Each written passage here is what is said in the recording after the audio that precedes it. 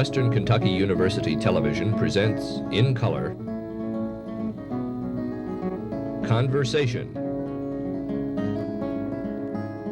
Today we talk to Dero G. Downing, president of Western, about his work and his personal interests.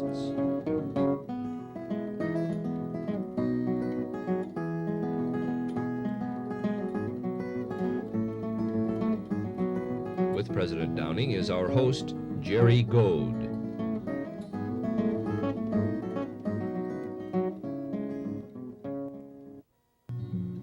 During President Dero Downing's student years, 1939 through 1943, he majored in mathematics. He was a prominent student leader, serving as president of his senior class, and he compiled an excellent scholastic record. He was also a star member of some of Coach E.A. Diddle's finest basketball teams, including Western's first teams to participate in the National Invitational Tournament in New York's Madison Square Garden. Following President Downing's Navy service, he taught, coached, and then directed Western's training school. President Downing was named registrar in 1959 and dean of admissions in 1962. In 1962, Western's faculty had doubled to 182 since his school days. The enrollment in 1962 was 5,100, compared to 3,000 in 1939. In 1965, he was named vice president, and in 1970, with the enrollment at 11,000, the faculty now at 535, Dr. Downing was named president, succeeding Dr. Kelly Thompson. Dr. Downing, I don't suppose it ever occurred to you back in the late 30s and early 40s when you became a student at Western that you'd ever be in charge of the institution. You're exactly right in that observation, because I would assure you that this was the furthest thing from my mind in those days. I came to Western as a freshman in 1939. Dr. Kelly Thompson at that time was director of public relations, and he and Mr. Diddle came up to my home in Horse Cave and talked with me about coming to Western. And if anyone had told me at that time I would even have been able to go to college, much less have been in the position that I'm in today, I would have been the most surprised person in the world. Dr. Thompson, I'm sure, influenced many people, you not the least of which. He was so wrapped up in everything pertaining to Western, from the early days of his association with the institution, throughout the time he was at Western, and his love for the institution and deep dedication reflected in everything which he did. And he encouraged many, many students who, some of whom found it extremely difficult to pursue their educational interests. He encouraged them to go on to college and get an education, and certainly did a great job. Even after he was president, he did a lot of this, students coming to the campus and talking with them about coming to Western. If you could bring back any of those early days, Dr. Downing, what stands out in your mind that you would like to carry over? Well, of course, the thing which in my mind is the greatest treasure at Western, the greatest single possession which we have, is what we like to refer to as the Western spirit. And even though the institution has grown tremendously in size, the complexities of an institution of higher education such as Western continue to increase, we still have, through the years, been able to maintain this wonderful Western spirit. It prevailed so much in the early days. I think it was first identified by Dr. H.H. Cherry, our first president. And he and a number of wonderful people in the era in which he served were able to transmit this to other Westerners through the years. And we're very fortunate, I think, that even at the size of the institution we have today, that it has been preserved and continues to be one of the sustaining forces in the life of the university. The spirit that you talk about, Dr. Downing, is of course familiar to all Westerners. It's almost an educational philosophy in itself, isn't it? I think it is. It's a philosophy which places great interest and emphasis upon the importance of the individual, the relationship of student to student and of student to faculty and faculty to faculty. Really, I think the spirit is the people, and Western is blessed with large numbers, outstanding people who make up the faculty and staff, and we have an outstanding student body. And this spirit is something which seems to permeate the entire university community. And it is something, in my opinion at least, if we ever lose, we will have lost the greatest single treasure of the university. In light of this philosophy as such, what is the role of a president of Western? How do you consider yourself? I look upon the role of the president of Western as just another member of a big team. I'm a strong believer in team play, in the coordinated efforts of a large number of people who have a mutual interest and a mutual goal. And I think I would look upon the role of the president as one of leadership, certainly, and I think it's a challenge to work with other people in attempting to provide the type of leadership which will inspire students to achieve to the best of their capabilities, and to work with associates in coordinating our efforts in trying to provide the very best educational opportunity at Western which can be provided for the Kentucky youth.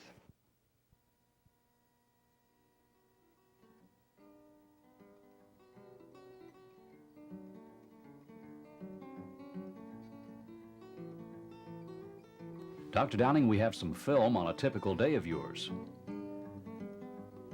The president's home is an early morning walk of 5 minutes to your office.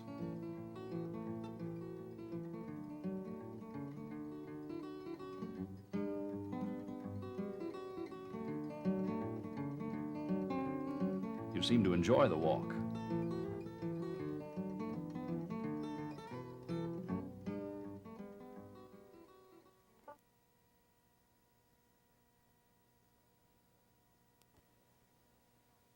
The old football colonnade is a well-known Western landmark.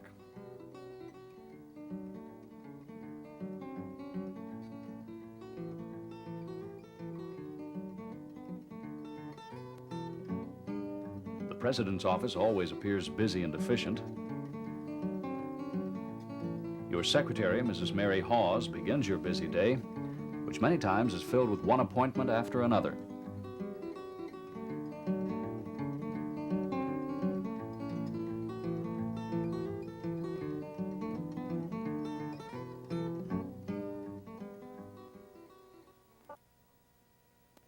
Punctuated with that ever-present telephone.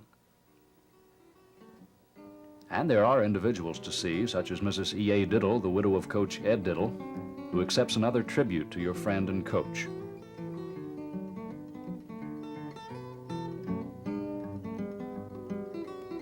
Charles Cowan, Dean of Students, presents a student request.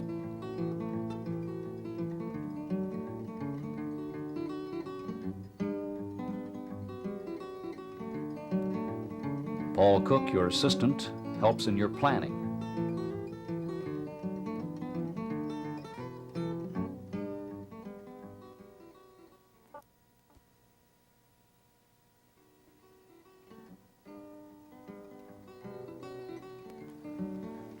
Dr. Raymond L. Cravens, Vice President for Academic Affairs and Dean of the Faculties, represents the academic deans and the university faculty.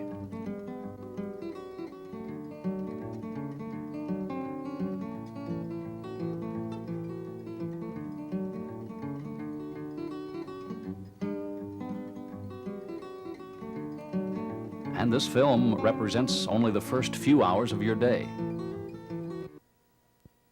I don't think anyone could dispute the fact, or would even attempt to dispute the fact, that a university president has an increasingly complex job.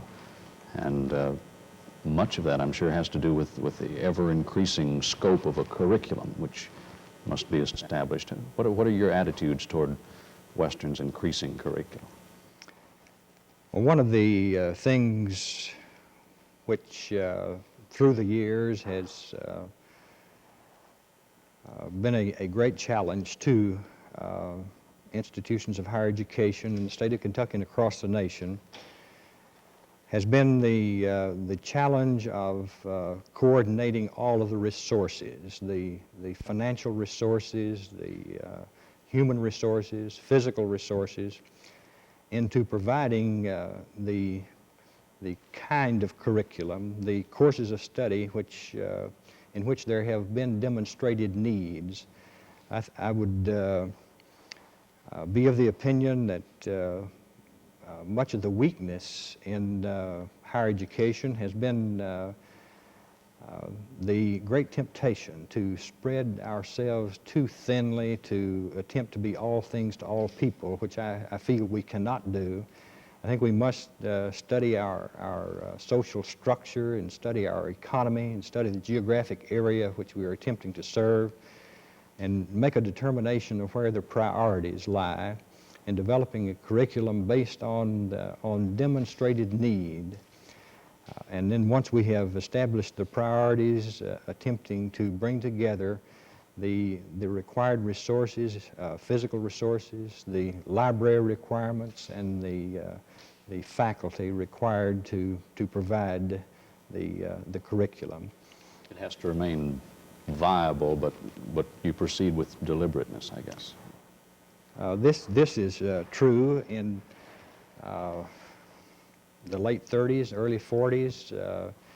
We had some 1,500 students enrolled. The demands in our society as far as manpower demands were of a nature that the limited curriculum, comparatively speaking, which we had in those days, met the need. The demands which we have at the present time are such that we must give attention only to those principal or main priorities, and there are many expressed needs on the part of various groups which must go unmet because we do not have the resources to meet all the needs. Incidentally, Dr. Downing, as we sat down earlier, I noticed the painting up there. I'm sure that must be one of your brothers. Yes, the family is exceedingly proud of the recognition which has come to our brother, Joe Downing.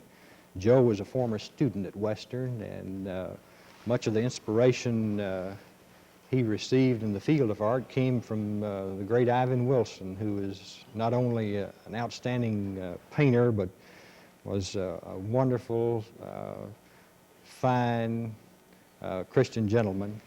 And the friendship which Dud, as I call him, had for Mr. Wilson, and the interest which he generated in Joe to go ahead in the field of art prompted him to go to Paris for a 3-month vacation in 1950, which led into a 20-year stay in Paris. And we jokingly tell Joe if he will continue to work at it as hard as he has up to this point, perhaps he'll make us all famous. And he has gained considerable recognition as internationally as a very fine artist, and we are extremely proud of him. This particular painting is one which has gained considerable recognition in a number of shows. This must have, having a famous painter in the family must have had some influence on your appreciation for art. Well, I must admit my appreciation for modern art particularly, and more abstract forms of art, has been stimulated considerably because of the recognition which has come to his work. I still have great love for beautiful landscape, for the Ray Harm paintings, Chuck Kroom, one of our own who has distinguished himself in the painting of wildlife and naturalist. I have a great deal of interest and enthusiasm for that form of art, but much of the abstractness and modern concept which is conveyed in Dud's artwork, we have grown, I think as you do in anything to which you're exposed more and more, we have grown to love and appreciate. Getting back to your presidency, Dr. Downing, what exactly does the university have in the way of an obligation to its community, where it is? Is there a rapport that needs to be established? Western is fortunate in many ways, and I've mentioned some of those, and I think we are indeed fortunate to be located in Bowling Green, Kentucky. This is one of the finest university towns or cities you could find anywhere. We, through the years, have developed close ties and wonderful friendships with civic and community leaders, with the residents of Bowling Green who have opened their homes to students back in the days when we did not have adequate housing. The Bowling Green residents opened their homes many times, making personal sacrifice in order for Western to be able to take care of the rapid growth in the student body. The men who are giving leadership in the local government, both at the county and city levels, are cooperative and helpful, and we feel very fortunate indeed to have the working relationship which we have with the people and with the leaders of Bowling Green. Do you make a deliberate effort to try to establish a communication, or do you just let it happen? How do you go about that? Western looks upon itself as an integral part of Bowling Green. We feel anything that happens to Bowling Green happens to Western. Anything happens to Western happens to Bowling Green, and they have had this same mutual interest and compassion for the welfare of the total picture, to the extent that as I think we all prosper, or we all experience disappointments together, and nothing more specifically directed to answering your question with regard to communications, nothing more than would be normally expected in the development of good human relations. Has this become, I'm sure it has, become more difficult as the university has increased in size? Well, the university has increased, and at the same time Bowling Green has grown and developed and expanded. And this being the case, naturally we continue to experience the problems which are inherent in size, in increased size. The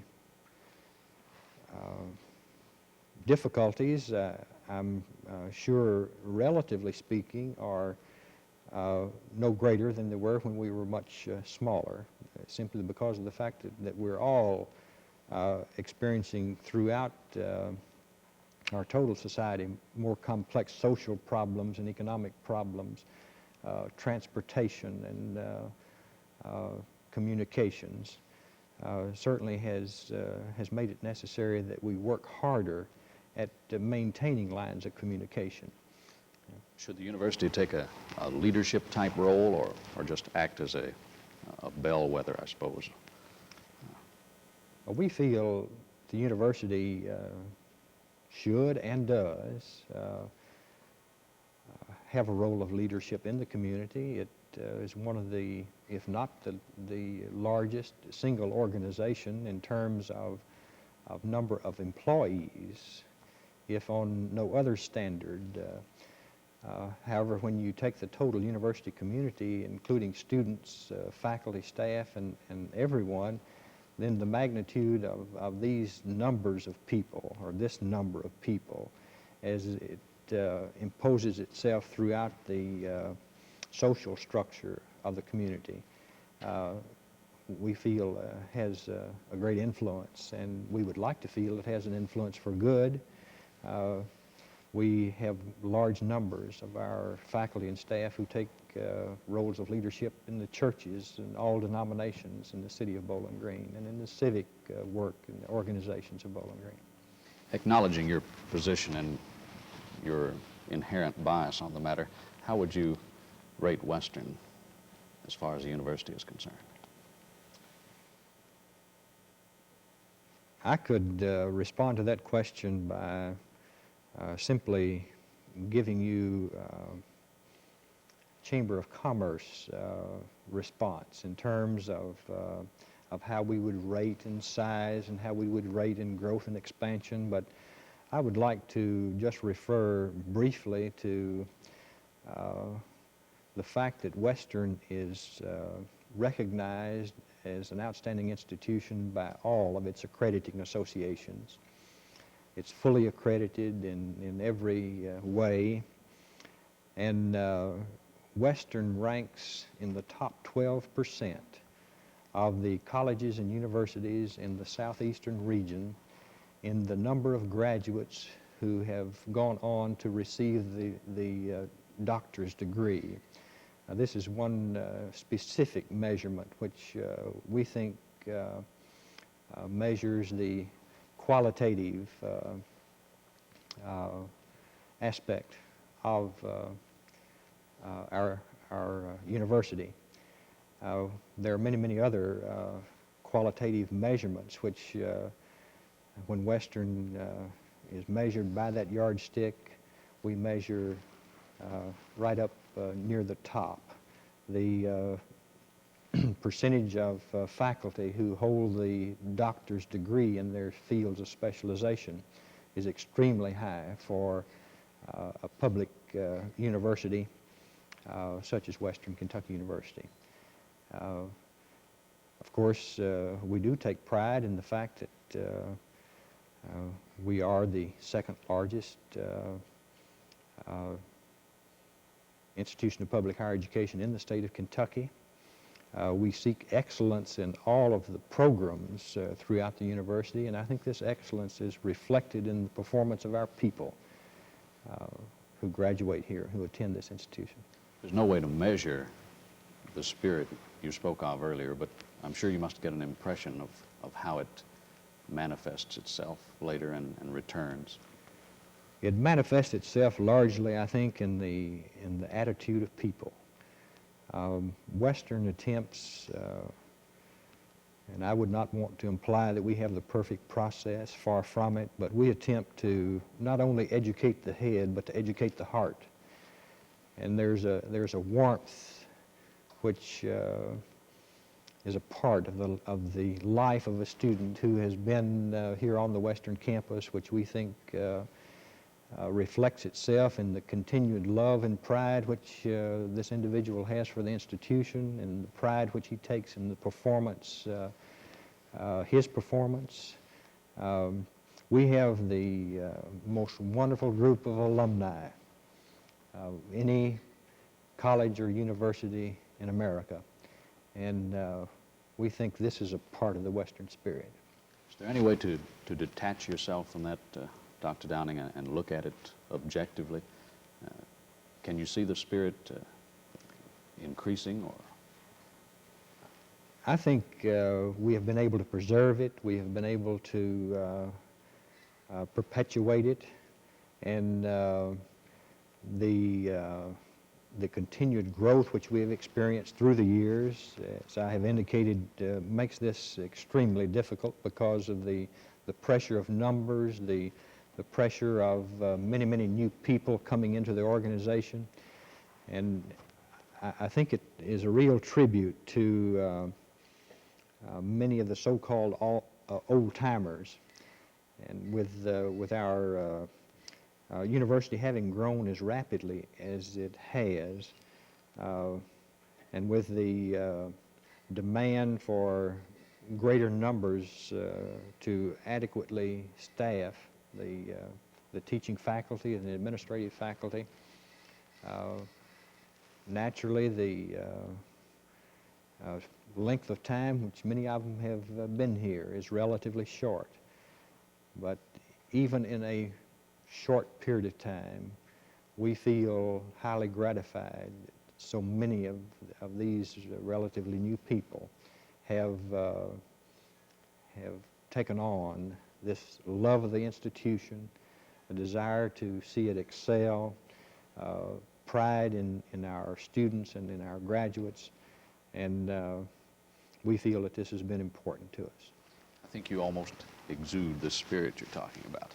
You can't, however, no matter how satisfying it is, just continue to follow a tack without getting off every once in a while. What do you do to relax from being the president of Western University? Well, I have a great love for the outdoors, and particularly fishing. I try to go to one of the lakes nearby and catch a string of fish every now and then when I can slip away. And I have developed, because of the interest of some of the members of my family in earlier years who were antique collectors, I've developed an interest in antiques, and I like to do a little refinishing of antiques on my own occasionally. And I look upon this as a recreational outlet. And of course, I've always had an intense interest in athletics, and I enjoy athletic events. This wouldn't be an example of some of your handiwork, would it? Well, yes, it is. This is an oak washstand, which I found at a second-hand store, and being somewhat of a Scotsman, it looked like it was a bargain to me. So it was covered with 3 or 4 coats of white paint. I made the purchase of it and refinished it myself, and the family takes a great deal of pride, even though it perhaps does not have a great deal of monetary value. It does go back to the day that some of us can remember, when the wash bowl set up on this old washstand. So we've taken pleasure in having that piece in our home, and it is one which I refinished. I wish we had more time, Dr. Downing, but it's been a great pleasure. Thank you very much. It's my pleasure, and thank you. I look upon the role of the president of Western as just another member of a big team. I'm a strong believer in team play, in the coordinated efforts of a large number of people who have a mutual interest and a mutual goal. And I think I would look upon the role of the president as one of leadership, certainly, and I think it's a challenge to work with other people in attempting to provide the type of leadership which will inspire students to achieve to the best of their capabilities, and to work with associates in coordinating our efforts in trying to provide the very best educational opportunity at Western which can be provided for the Kentucky youth. This has been a color presentation of Western Kentucky University Television.